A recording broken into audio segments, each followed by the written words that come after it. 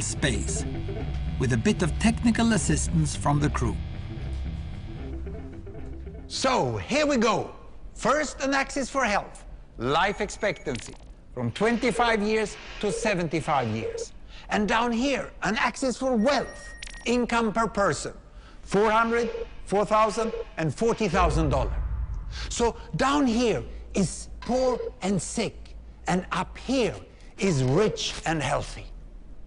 Now, I'm going to show you the world 200 years ago, in 1810.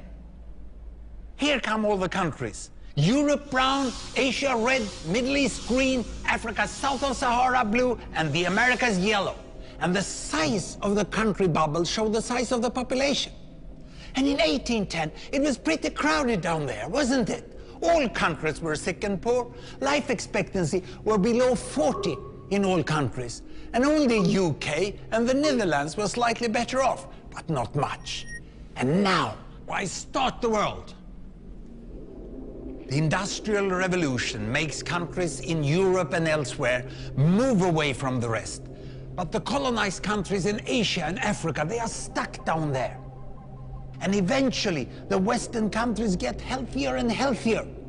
And now we slow down to show the impact of the First World War and the Spanish flu epidemic. What a catastrophe!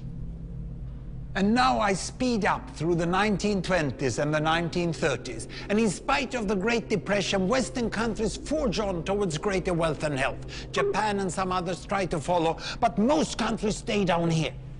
Now, after the tragedies of the Second World War, we stop a bit to look at the world in 1948. 1948 was a great year. The war was over, Sweden topped the medal table at the Winter Olympics, and I was born. But the differences between the countries of the world was wider than ever. United States was in the front, Japan was catching up. Brazil was way behind, Iran was getting a little richer from oil, but still had short lives. And the Asian giants, China, India, Pakistan, Bangladesh, and Indonesia, they were still poor and sick down here.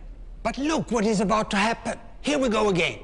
In my lifetime, former colonies gained independence, and then finally they started to get healthier and healthier and healthier. And in the 1970s, then countries in Asia and Latin America started to catch up with the Western countries. They became the emerging economies. Some in Africa follows. Some Africans were stuck in civil war and others hit by HIV. And now we can see the world today in the most up-to-date statistics.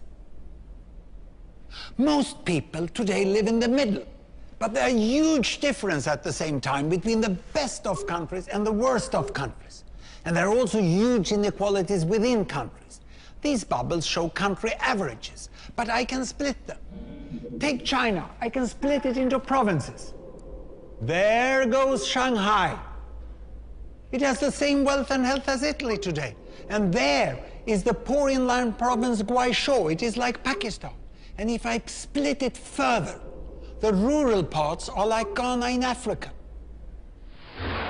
And yet, despite the enormous disparities today, we have seen 200 years of remarkable progress.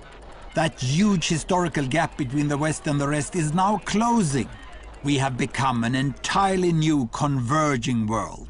And I see a clear trend into the future. With aid, trade, green technology and peace, it's fully possible that everyone can make it to the healthy, wealthy corner. Well, what you just seen in the last few minutes is a story of 200 countries shown over 200 years and beyond. It involved plotting of 120,000 numbers. Pretty neat, huh?